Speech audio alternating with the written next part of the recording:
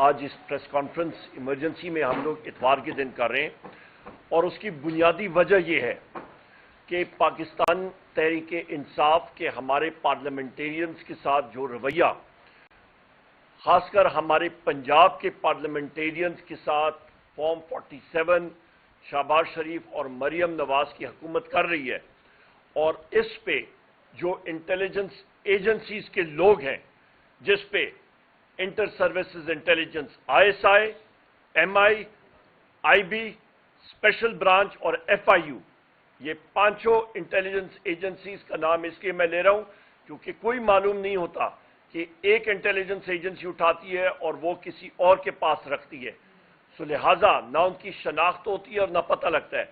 میری بائیں طرف یہاں پہ ہمارے چودھری اعجاز صاحب موجود ہیں، یہ خود سابقہ پارلیمنٹیرین ہیں، اور ان کے چھوٹے بھائی جناب حاجی امتیاز صاحب ہمارے پاکستان تحریک انصاف کے MNA، ان کو 2 دن قبل وہ اپنی والدہ محترمہ کو گاؤں میں ملنے جا رہے تھے جو کہ علیل ہے۔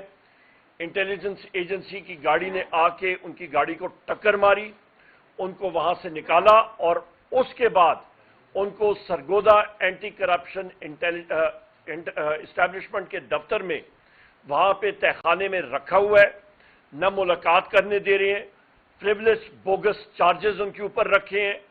اسی طرح یہاں پہ ہمارے شیخ وقاص صاحب ہیں، میرے ساتھ احمد چٹھا صاحب ہیں، میرے ساتھ جناب یہاں پہ بلال بھائی ہیں، سب کے سب ساتھیوں کے خلاف انہوں نے ایک سے ایک کر کے پرچے دیے ہوئے ہیں، بوگس پرچے دیے ہوئے ہیں، اور صرف اس کے لیے کیونکہ ایک دم اینٹی کرپشن اسٹیبلشمنٹ ایس جو پنجاب کی ہے ان کو ایک دم ہوش اس لیے آئی کیونکہ ہم سارے ساتھیوں نے ایفیڈیوٹ دیے تھے اور سائن کر کے دیے تھے، پاکستان تحریک انصاف میں شمولیت کر لیے۔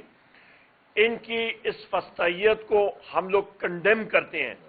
میں پھر ریپیٹ کر رہا ہوں کہ وزیر اعظم عمران خان صاحب سے جب میں ملا 2 دن قبل جمعرات کے دن، انہوں نے واضح پیغام دیا تھا جنرل آصف منیر کو کہ ان کی اس رجیم کے ساتھ یہ بیکنگ، یا پھر آپ سمجھ لیں کہ جو یہ رجیم اس وقت چل رہی ہے فارم 47 کی، ان کی ٹوٹل کوشش یہ ہے کہ فوج اور عوام آمنے سامنے ہو، اور یہ نقصان پاکستان کو ہوگا، پاکستان کو ہو رہا ہے کیونکہ 90% عوام پاکستان کی وزیر اعظم عمران خان صاحب کے ساتھ کھڑی ہے اور پاکستان تحریک انصاف کے ساتھ کھڑی ہے۔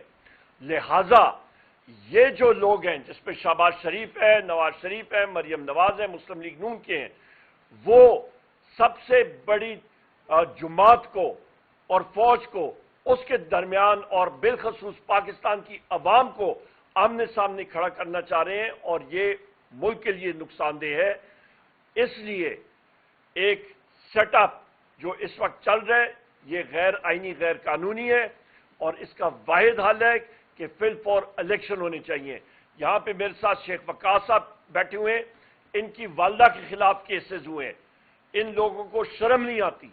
اور میں یہاں پہ یہ بھی کہتا چلوں کہ کل کے دن ہم لوگ اپنا اجلاس کریں گے اور پارلیمنٹیرینز اس چیز کو ڈیسائیڈ کریں گے کہ اگلا لائے عمل ہمارا کیا ہوگا، اور اس پہ ہم پارلیمنٹیرینز دھرنا جو ڈی چوک ہے یہاں پہ بھی ہم لوگ اس پہ بھی ہم لوگ ڈیسائیڈ کریں گے، چاہے وہ MNAs ہو، MPs ہو، بہت ساری اور چیزیں وہ ہم لوگوں نے ڈیسائیڈ کرنی ہے۔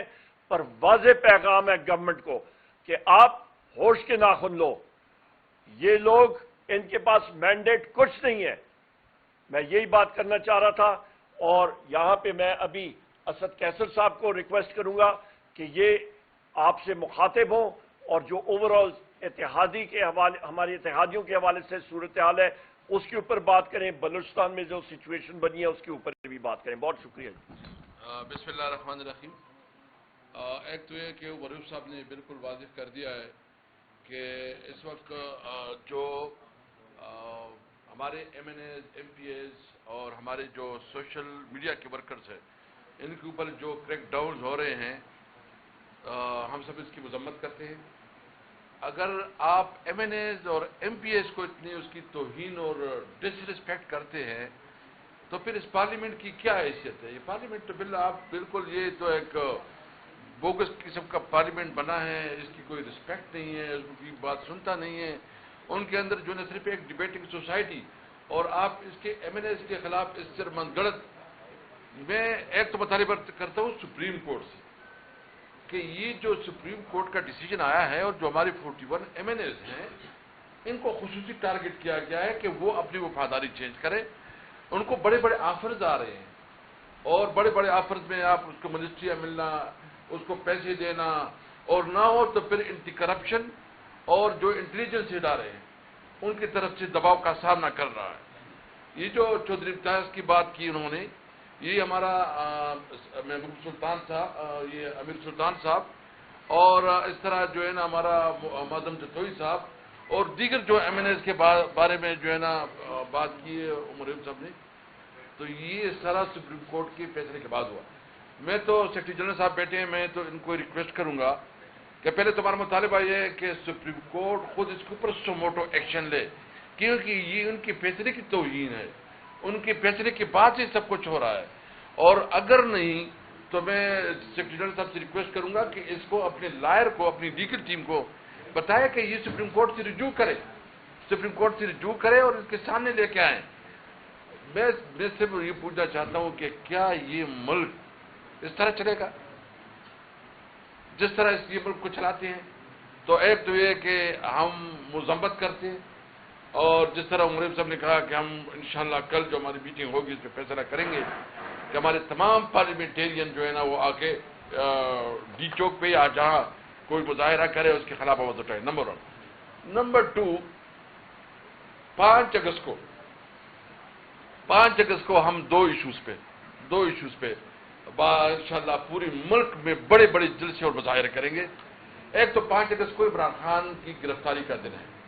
اس کو جس طرح ایک غیر قانونی طور پر گرفتار کیا گیا، جس طرح اس کی مطلب منٹوں میں جو ہے نا عدالت کے فیصلے کو جو امپلیمنٹ کرنے کی کوشش کی گئی اور من گڑت کیسوں میں، تو پوری پاکستان میں اس کی اپیل ہے کہ مہنگائی کے خلاف اور قیدی اور عمران خان کی جس دن اس کو جیل میں بھیج دیا اس کے خلاف 5 اگست کو بھرپور مظاہرے ہوں گے.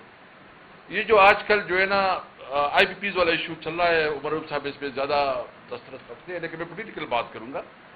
جو جماعت اسلامی نے اس کے اوپر ایک سٹینڈ لیا ہے، ہم بالکل اس کو سپورٹ کرتے ہیں اس ایشو کو کہ جو آئی پی پیز کے ساتھ ایگریمنٹ ہے اس کو ریوزٹ کی جائے، کیونکہ یہ ابھی ہمارے عوام کی بس کی بات نہیں ہے. اس وقت ایک غریب آدمی جس کی ٹوٹل مزدوری 200-250 یا 300 روپے ہے، وہ کیسے اتنی مہنگی بل جو ہے نا وہ پے کرے گا؟ اس کی بس کی بات نہیں ہے. یا جو انہوں نے ٹیکسز لگائے ہیں، جو کاروبار کے اوپر جو ہے نا اس وقت اتنی باری بار، مطلب فیصل آباد کے ہمارے ایم این ایز بیٹھے ہیں، فیصل آباد ڈویژن سے تعلق رکھتے ہیں، جو ہماری ٹیکسٹائل انڈسٹری ہے وہ تقریباً بیٹھ گئی ہے. جس طرح اور بھی ہماری انڈسٹریز ہے اس کو بہت بری طرح، جو ہماری کنسٹرکشن انڈسٹری تھی، کنسٹرکشن انڈسٹری ہماری بالکل ختم ہو گئی ہے. ماربل انڈسٹری، یعنی ہماری انڈسٹری بھی ختم ہو رہی ہے. تو ایک تو ہم مطالبہ کرتے ہیں کہ یہ جو فاسسٹ رویہ ہے شہباز شریف کا اور اس کی بھتیجی مریم نواز کا، اس کی ہم مذمت کرتے ہیں، اور ہم مطالبہ کرتے ہیں کہ جو کریک ڈاؤن ہے، ناجائز پرچے ہیں اور گرفتاری ہے، اس کو ختم کرے. نہیں تو پھر ہم آپ کے خلاف، میں نے پہلے بھی کہا تھا، ہم کوشش کر رہے ہیں کہ ملک میں انارکی نہ بنے، ہم کوشش کرتے ہیں کہ ملک میں جو ہے نا عدم استحکام نہ ہے. اگر حکومت کی خواہش ہے تو پھر بالکل ٹھیک ہے. تو ہم سب سے پہلے سپریم کورٹ سے مطالبہ کرتے ہیں کہ سموٹو ایکشن لے، نہیں تو ہم خود انشاءاللہ جائیں گے، اس کے خلاف دھرنا بھی دیں گے.